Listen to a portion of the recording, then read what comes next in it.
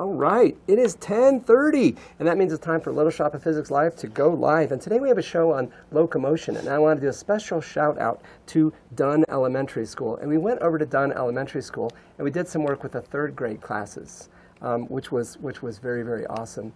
And we have little devices here, and I think we each have one of these, don't we? We do. They're little propellers, and when the propeller spins, it pushes air downward. And if the propeller is pushing air downward, well, the propeller gets pushed upward. those went upward pretty handily, I'm saying. And that's the first thing we want to talk about is if you want to move, you have to push on something.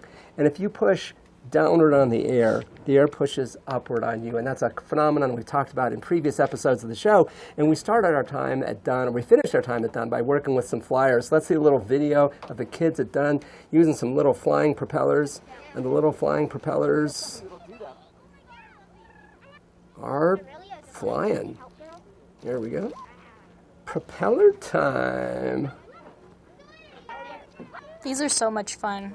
Oh yeah, these are great. We had a lot of fun with that. Yes. So the propellers push the air down, and then that pushes the propellers up. And that was so much fun working with the kids at Dunn. And for teachers, we're looking for schools to partner with for future episodes of Little Shop of Physics Live. And so if you want a piece of the action, let us know. We would love to have you do it.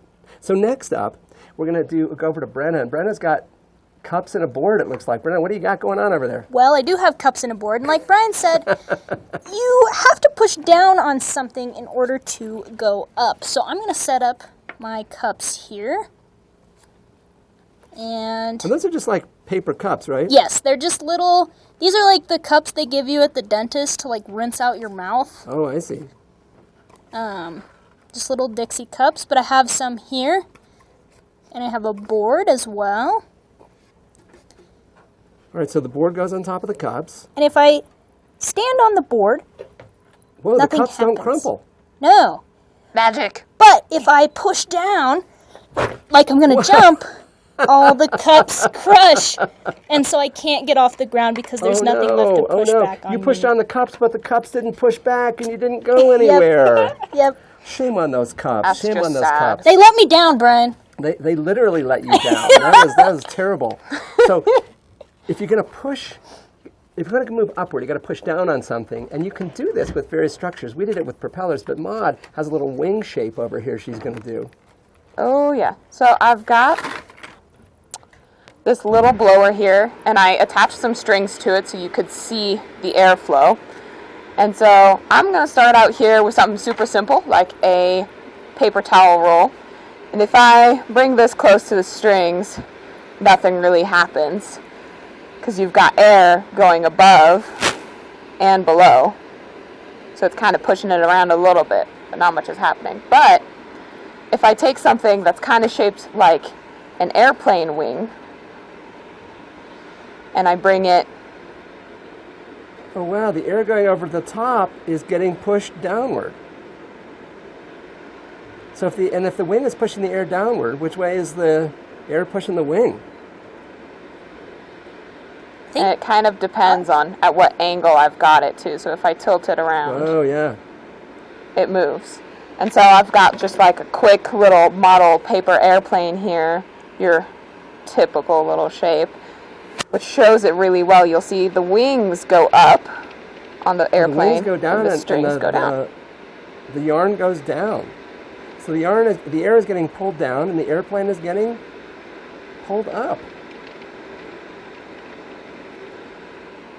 Awesome. And that's how lift happens, which is kind of a fantastic thing. I know Brenna has got this. Brenna, I want to tell us more about what you got going over here with these two little toy dogs. Well, here I have two little toy dogs. I have one with a bow and one with a. You know what? I gotta flip them around like this, so you can see the bow.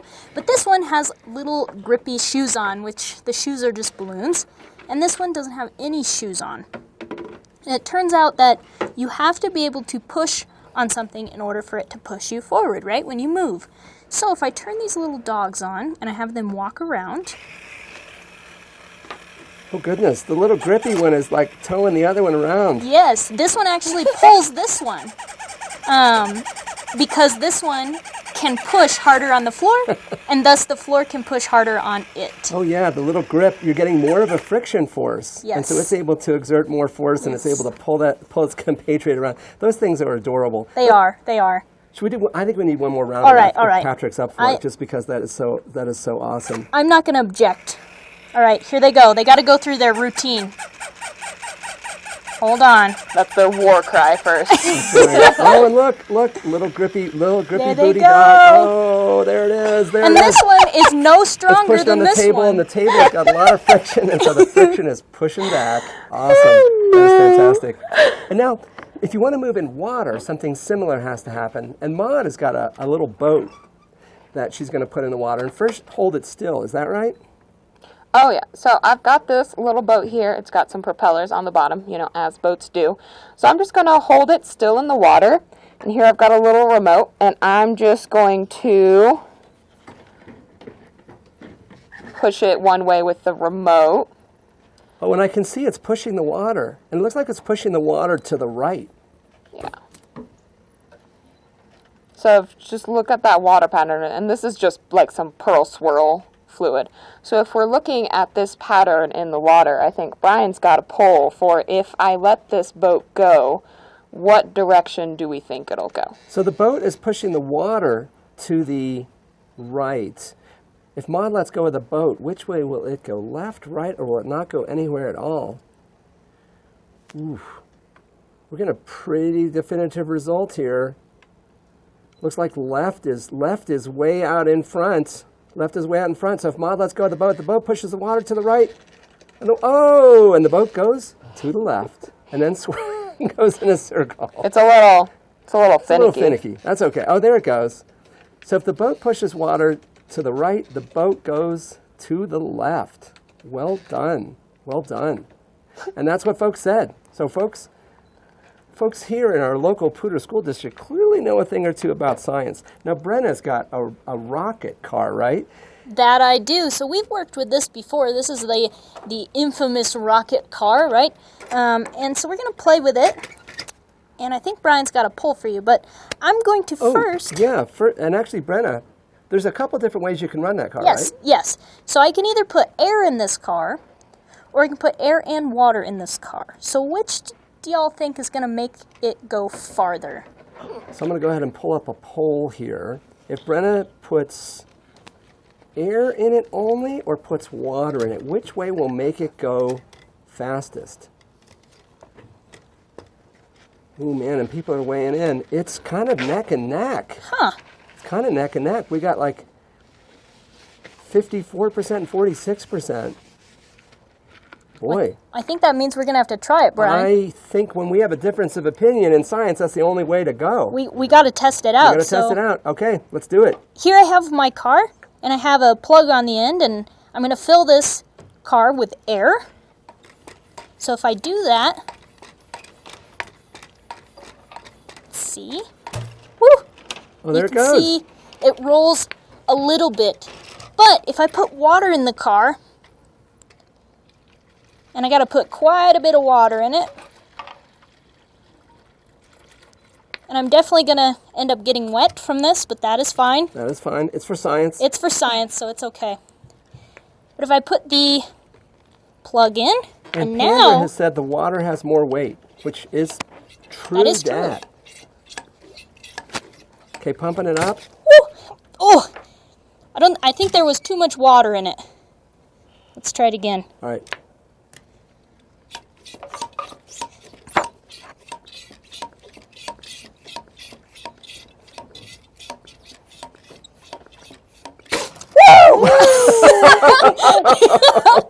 You can see that the car not only has the air to push against, but also the water. So it pushes on the air, and the water pushes it forward. So, Oh my gosh! So pushing against the awesome. water was definitely more Definitely effective. better. That was decidedly more effective. And now I've taken a shower, so Now Brenna that is all is good. cleansed for the rest of the episode, which is awesome. Now, if you're pushing against, if you want to move, you push back against something, it pushes you forward. You need something to push against. And as Brenna has showed, what you push against makes a difference. Pushing against the water was more effective than pushing against the air. But Maud and Brenna have a couple of things are going to show us to illustrate this concept. And here's some things, I bet kids could try this. I think they could. So Brenna, why don't you go first? What do you got? Alrighty, so I'm sure you all have seen these before. This is a little popper.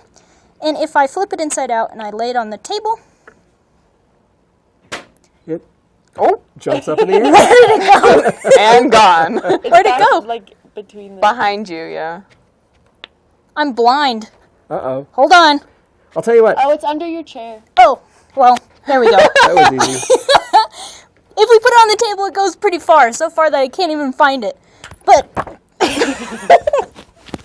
I'm struggling. Fine. Hold on. Adam's got it for you. All right, thanks, Adam. He's If not I- only doing the tech knowledge behind the scenes, he's helping us find things, which is He's awesome. retrieving my messes. But here I have a piece of foam. And if I put this popper on the piece of foam, it doesn't go near as It's like far. nothing. It was very That was sad. just sad. So it's pushing on the foam, but the foam just doesn't have the ability to push very hard. Yep, so it there's doesn't not a lot push of pushing back. going on there. Yep. So, awesome. It's not as much motion. And then Maud has got, ooh, you have like 2 golf balls and little springy toys? Yep, I've just got 2 golf balls here. One is just a plastic one, and then one's just a regular old golf ball. So one's essentially a ping pong ball. I've got these little springy toys, kind of like Brenna had. So they up push against the there. table and the table pushes against them. Awesome. And so if I start this with, oh, come on. Just the plastic ball. Yeah, good luck getting them all lined up. I had a real hard time doing that the other day. And it's getting ready to go. Just thinking about it. Ready for a pop. I'm on the edge of my seat. Oh! And how far did it go? How far did the little toy go? Off the table Off far. the table. So off the table far, and then the ping pong ball also went all the way to the other end of the table. And so if I just reset this same dude, And so now you're pushing against a golf ball, and the golf ball's got a lot more mass. This seems like it might be like the rocket car with the wire. whoa! Whoa! Whoa. The golf ball didn't move, but that little toy kind of went Flung into Casey. for it. And I'm comfortable with that outcome, I got to tell you. Thanks. Awesome. That was fantastic. So next piece, we're going to talk about walking. And there's another aspect to walking that I want to consider.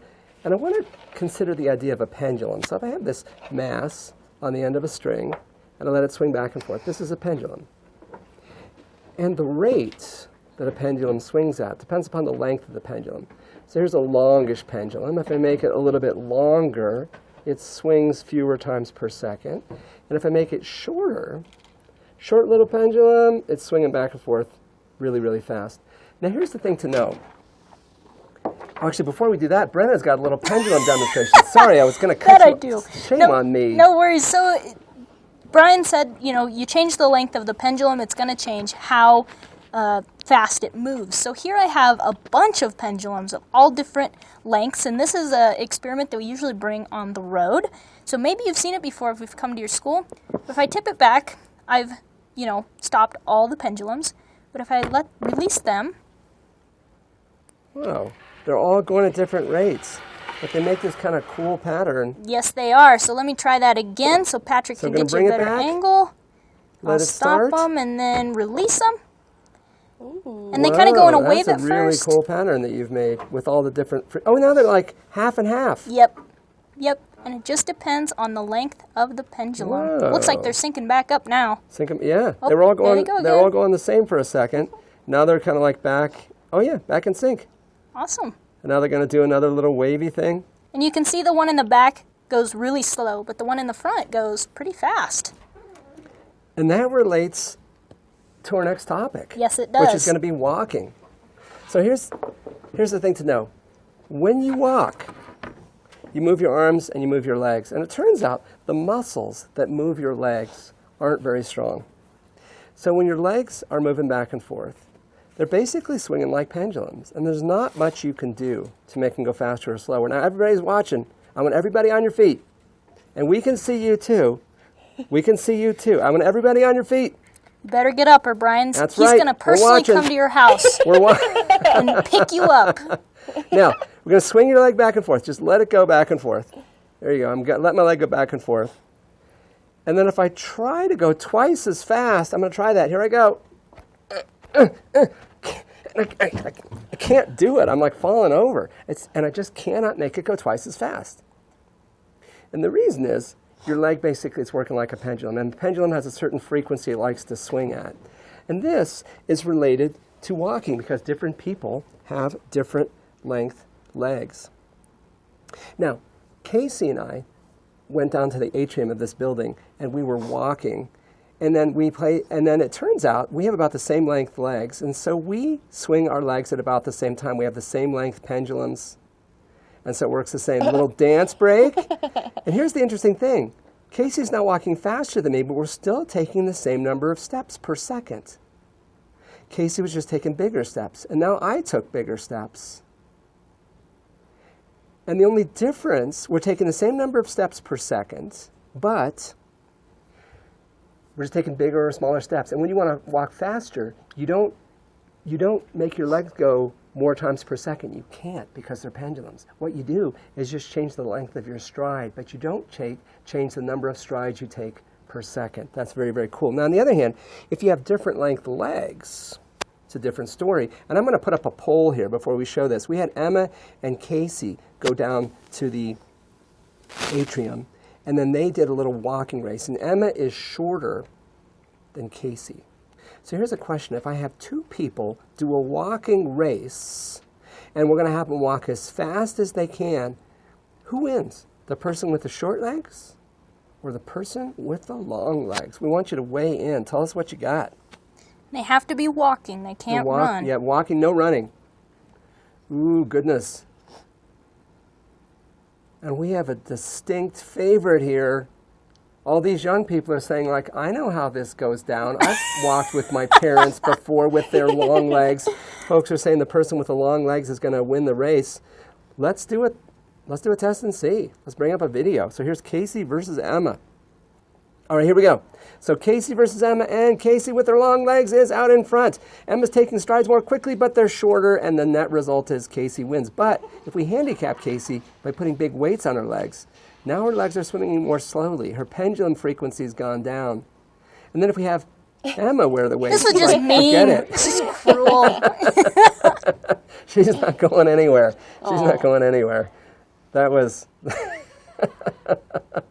a little bit mean, but it's in the service of science, so it's okay. So it's okay.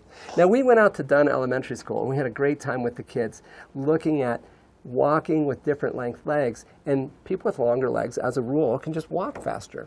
But you can tip the scales by putting weight on people's legs. So first we looked at the idea of a pendulum, which is kind of exactly the same thing they used here. And we talked about the fact that your arms and legs work like pendulums. They have a certain frequency they go at, and you can change the length. You can make them go faster or slower. But it's hard to do with your legs. Hard to do with your legs. Oh, you're And then we did fast. some race walking. And what ends up happening is the folks like you with the win, long Brian. legs are out in front. Mr. Duffy tearing it up there. He's going to win the race walk because he's got the long legs. But Mr. Duffy, oh no, has got big weights on his legs. We slowed him down a little bit, and now he loses. And we took a member of the third grade. Oh and had him wear the big weights and not going anywhere. And then I tried my hand at it. Yeah, and with the big weights, you're not going nowhere. Not going anywhere. Oh, that was great. That was a lot of fun. Now, and a quick application to the living world that I want to talk about. Humans, we're pretty slow runners. We're pretty slow runners compared to other creatures that can run. And the reason we're slow is because of our big feet. I mean, and our feet aren't gigantic, but they're bigger than they are, for animals that run really fast, like horses. A horse's foot is not a lot bigger than mine, and a horse is a lot bigger than me. So relative to the body size, they have a lot smaller feet. And the animals that run real fast tend to have little pointy feet. And that just lets you move the pendulums more quickly. That lets you run a lot faster. Now, it's not enough just to walk in a straight line. We're going to look at walking in circles, which is what my life feels like these days. So Brenna's got a demonstration for us. Yes, I do. So here I have a circle, and I'm going to roll this little marble around this circle. So you can see if I roll, and that was awful. Oh my. But if I roll the marble around, it goes around in a circle, whatever. But what happens if I cut a hole in the circle? Ooh. And I think Brian has a pole for this. I do. So there's a pole. So when it gets to the pole, here's the question. When it does that, what's going to happen to it when it hits that opening? Is it going to go to the left? Is it going to go to the right? Is it going to go straight ahead? Or will it keep going around the ring? What do y'all think? Man, folks are saying it's going to keep going around the ring. They say the hole doesn't make any difference. Huh. Well, I guess we got to see. All right, we're going to give it a One way to shot. find out. So it turns out that if I roll this, oh my, I'm not good at this. Woo! It goes Whoa. straight, and I rolled it the wrong way with my diagram here. But if I roll it the other way, Oh, it just goes in a straight line. yep, you can see that marble just goes straight out, and that's because there's actually a force pulling this marble towards the center of the circle, and And that you is, get rid of the force, it doesn't go in a circle anymore. yep, it just goes straight. Goes in a straight line. Awesome. And I bet the same thing applies to human beings. Well, I think so. Physics doesn't lie. Here was Emma walking in a circle. And when you go in a circle, there's a force towards the center. And you can see she's leaned in. And she leans in because she's got to push herself to the center of the circle. That's slow. She looks like a model. But now we had her try it without shoes. Oh no, and now it's not working because the force going to the center is friction. We got rid of the friction. It's kind of like the dogs playing the tug of war. No friction, no circle. No friction, no circle. Next piece we want to look at is we want to talk about energy for locomotion. And we're going to do some jumping. I think we're over to Casey. We are. So when you guys jump and you stay on your toes, what's happening is the tendons in your muscles are functioning like a spring. So when you go down, they bunch together, and then to push you up, they stretch out and push you. And this is the same way a pogo stick works. So Oh, and let's see the pogoing. Oh yeah. I safety think first. Safety first, Never absolutely. put one on over a shield. This is a good look for you, Casey. Oh, goodness. Okay, so the tendons in your legs function like this spring on the pogo stick. Let's see if I can do this without falling. You can. Wow. This is good. Woo! Awesome. So, and you're Same saying, way. Casey, when you just jump regularly, you're pogoing. Exactly. You've got your own set of pogo sticks in your legs. So, parents, if the kids ask for a pogo stick, you can say, "You already don't have need a one." pogo stick. You've got stretchy tendons in your legs." And actually, those stretchy tendons in our legs help us jump, and they help us jump higher. And we have a little video of different ways of jumping. And we had Emma do different ways of jumping. And if you just have your arms up and you try to jump, that doesn't work very well. If you swing them up as you jump, you go a little higher. If you go down before you jump, you go even higher. And then if you go down before you jump and you swing your arms, that's the highest of all. And so you can see we have 4 different kinds of jumping. Look at that one. She's way off the ground with that last one. And it's all about energy. When you go down first, you're actually storing energy in the stretched tendons in your legs. And that gives you a little bit of a boost, when you're jumping, which is kind of awesome. Now, we've talked about moving in the land. We've talked about moving in the air, but we're missing a medium.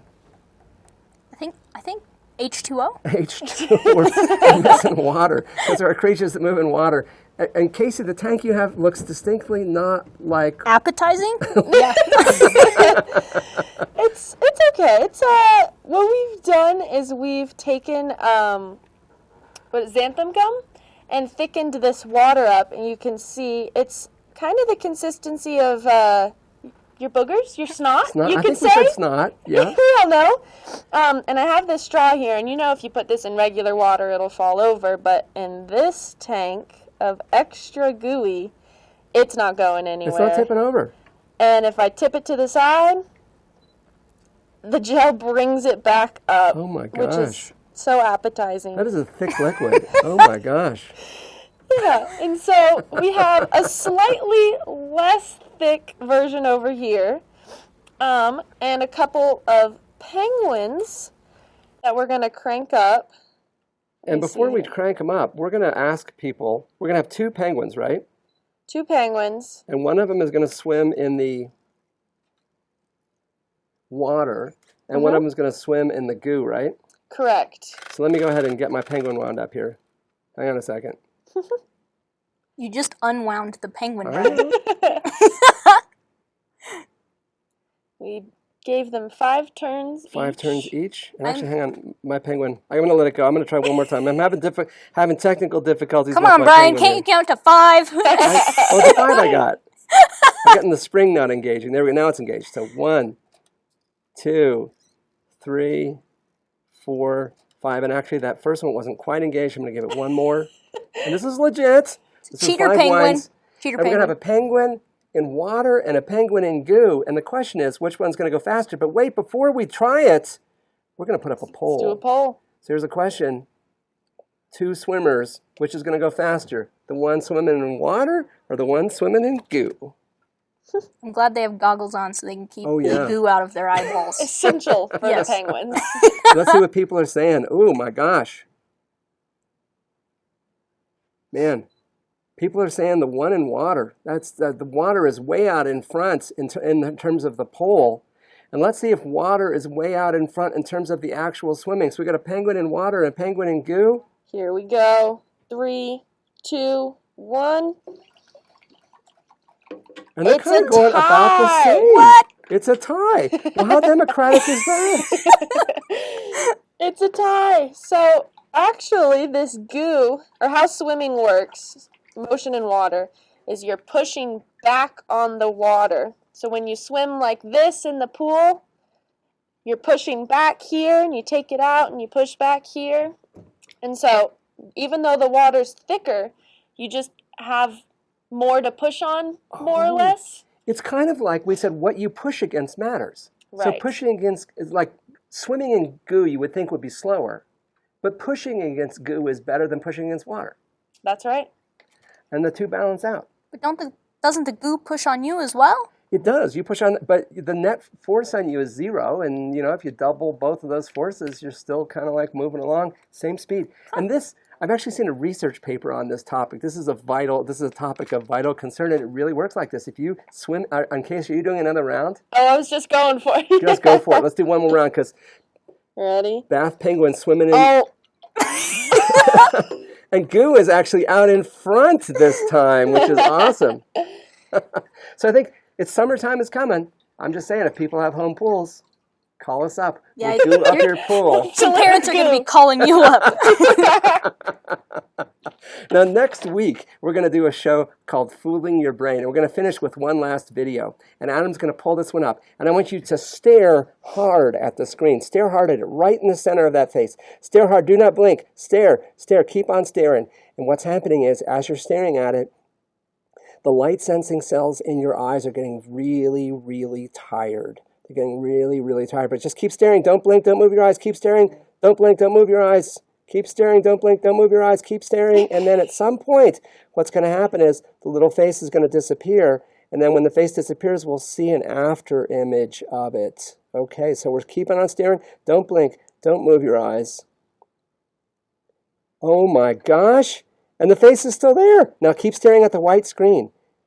And I see a magenta smile and kind of a cyan circle. And that after image is actually something that's happening not in your eyes, that's happening in your brain. And next week, the title of our show is going to be called Fooling Your Brain. And all those illusions of motion and sound, et cetera, are really about what happens in your brain. 2 quick things. First off, a shout out to Brandy Cito, who gave us the computer that we're using to stream this episode. Yay, Brandy! Yay, Mom! Brandy! That's why it's called Cito Scientist. Thanks. Shout out to the students at Dunn Elementary School for letting us do some videos with them. Yay, Dunn! Mr. McCarthy, thank you very much. And then thank you to all the Poudre School District students who keep joining us week after week. Yay, PSD! Yay, students! Thank you to Adam and Patrick for working all the tech behind the scenes. Thank you to Adam and Patrick. And as always, thank you to Brenna, and thank you to Casey, and thank you to Maud. We'll see you folks next week on Little Shop of Physics Live. Bye, bye, everyone. guys. Bye-bye.